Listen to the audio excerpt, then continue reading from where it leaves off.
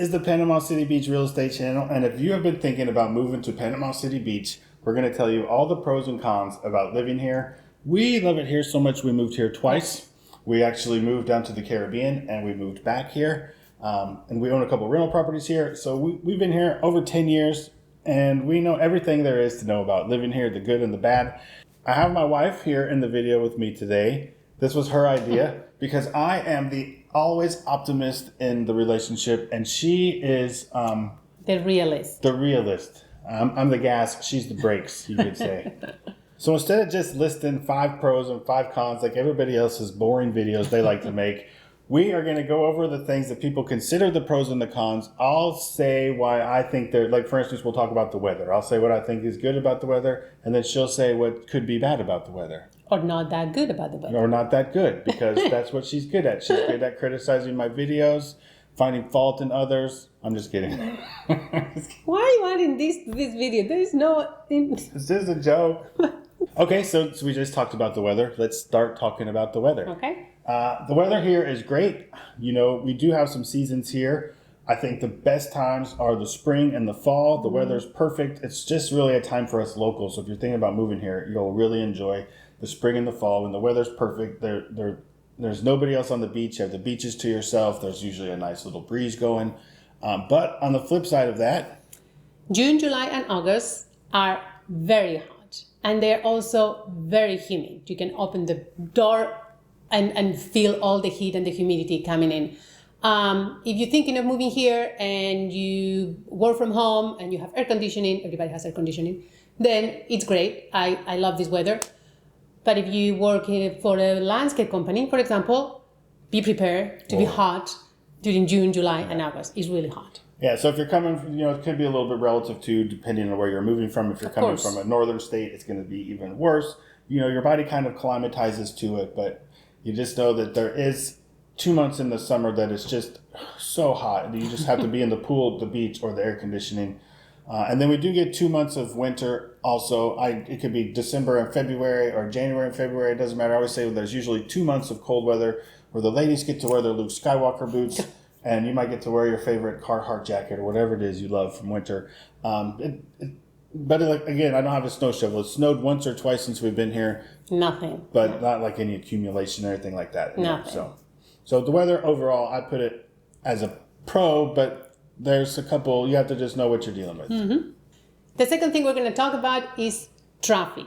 I mentioned before June, July, and August, and I'm going to mention them again because it's high season here and traffic can be congested. We have a lot of tourists in those 3 months and there is a lot of cars everywhere. So we live very close to Pier Park, which is one of the main areas for locals, but also for tourists. So it really gets difficult to get in and out of our neighborhood, and it's congested in Front Beach Road, where there is only 2 lanes during those months. So that can be a little bit annoying, especially during those months. But if you're living here as a local, it's not drive time traffic. You don't have to sit in traffic every day on your way to work. Sometimes coming home, the traffic can be bad because you get into what I call dinner traffic. Everybody gets off of the beach about 4 o'clock and gets showers and gets ready to go to dinner. So the roads start to get filled up with tourists during the summer for what I call dinner traffic. But for the most part, just driving around, if you're going to do grocery shopping or things, you can kind of plan around when the traffic hits. You kind of learn when the traffic patterns are. But during summer, you will deal with traffic in the summer. The next topic that we want to talk about, which is also going to be important for most people that are thinking about moving here, is your cost of living, the cost to live here in Panama City Beach. And one thing is, it's a tourist area, so you have lots of tourist prices. You do. And that is not like a positive thing because normally tourist prices are more expensive than if you live in, I don't know, maybe more a rural area or less touristy area where you can find like drinks and burgers and restaurants with cheaper prices. Yeah, the restaurants here don't need to do a lot of specials because they're packed all the time, especially during the high season. So there's, less specials and things. You're going to pay a little bit more for a beer, especially depending on where you are. If you got a view of the ocean, I call that the scenery tax. It's the same way in every tourist area. Things are a little bit more pricey in tourist areas. So you do get stung with that a little bit. There are places that have local specials and local cards and things you can get as well. Most people's biggest expense is going to be their housing expense. Mm-hmm. And this is still one of the most affordable places, I think, to buy housing in a beach community. Our prices have gone up over the last 2 years, just like they have everywhere. But as far as if you want to get a condo on the beach, you can get a beachfront condo for $200,000. If you want to get back off of the beach a little bit, you can get a 3-bedroom, 2-bath house in the $350,000 range. So it's still housing is still pretty affordable here for a beach community. If you want to go 20 miles inland, you can really get some cheap housing. But if you want to be here on the beach, I think housing is still pretty affordable. Yeah, I have to agree with that. My con for that, and I think it's going to be in the whole state of Florida, but this is my personal experience, is with the insurance. Your homeowner's insurance. Yeah. When we first moved here on this house about 6-7 years ago, our insurance was about $1,800, and it is today almost $6,000. So that is a huge increase. I do believe it's in the whole state of Florida, but this is what's going on over here. Yeah. Also, our taxes have gone up quite a bit. Our taxes were about $1,800, I think, when we bought this house, and now I think they're about $3,100. Yeah. So just our taxes and our insurance are getting real close to being $10,000 a year. So you got to budget for that if you're thinking about moving here. But all things are relative again. I know in some of the northeastern states you have super high property taxes. So you might think our property taxes seem super low, but our insurance seems super high, so maybe it can balance out. Plus, you've got no income tax here for the state of Florida, so you got to look at all of your taxes and kind of see the whole picture there.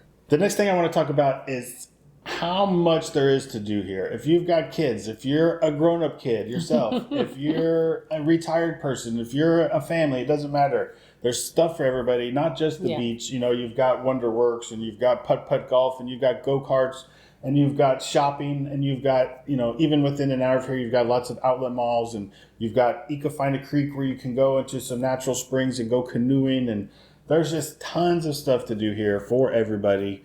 Whether it's shopping, eating, outdoor festivals. Stuff. Oh, that's another thing. The city does a really good job with festivals. Just this weekend, we had the Ironman going on here, which jams up traffic a little bit.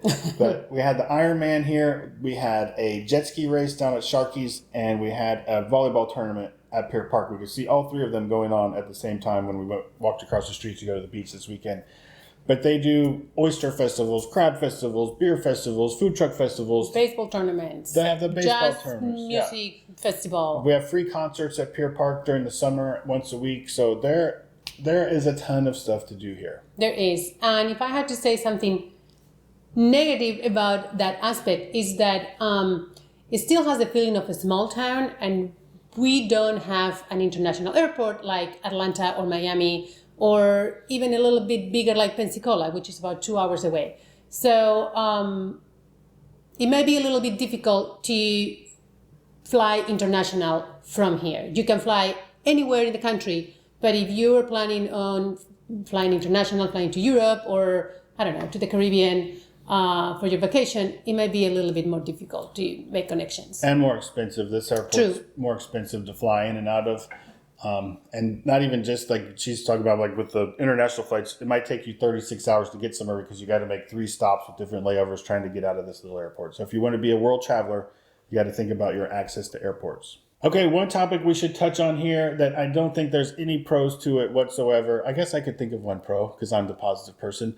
The topic is hurricanes. They're just a fact of life here. They do cause stress, and you have to worry about your property and your person. But the pro that I could come up with, let's see. When we moved down to St. Thomas and we lived on an island, when a hurricane came, you're riding out the storm on an island. There was nowhere to go. Here, you can at least get in your car. You can pack up your belongings, whatever's important to you, and you can drive somewhere. My parents live in Atlanta, so we drive to my parents' house and see my parents in Atlanta for a few days and then come back and we get out of harm's way. And another positive about hurricanes, I got two positives. Maybe you're coming from somewhere like Iowa, where I was born, and you have tornadoes, and they just hit in an instant. And hurricanes, at least, they're dangerous and they're destructive, but you've got there's a warning track of when they're coming, and you can see where they're going, and you have time to get out of the way, and you have time to save your own ass if you need to. That is true. Only you can stay here and ride out the storm if you want, but you don't have to do that. So that's what I say about hurricanes. And then the last topic that I just want to talk about that I think is a big positive, and I don't think it's a negative, but maybe some people would, I don't know, is what she mentioned a minute ago about this is a small town, and it does have a small town feel, and it is easy to become a local here and to integrate into the community and have a sense of community and see your friends when you go out to dinner and run into people that you know.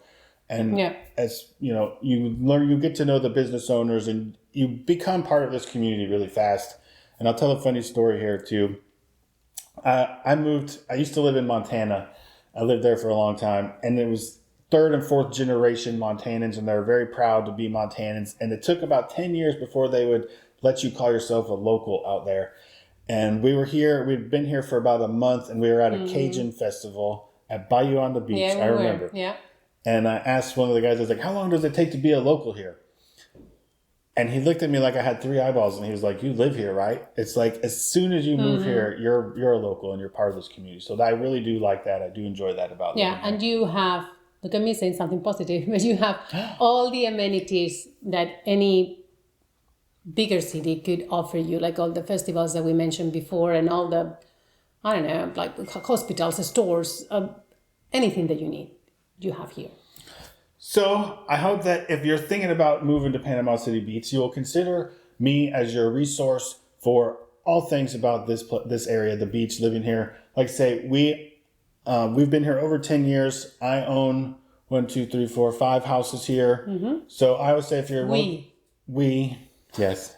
I was saying if you're looking to buy investment properties, use a real estate agent who owns investment properties. And if you're thinking about living here, we moved here twice. Nobody knows what it's like to move here better than we do. So all my info will be in the contact information down below. I'd love to talk with you about it if you're thinking about moving here.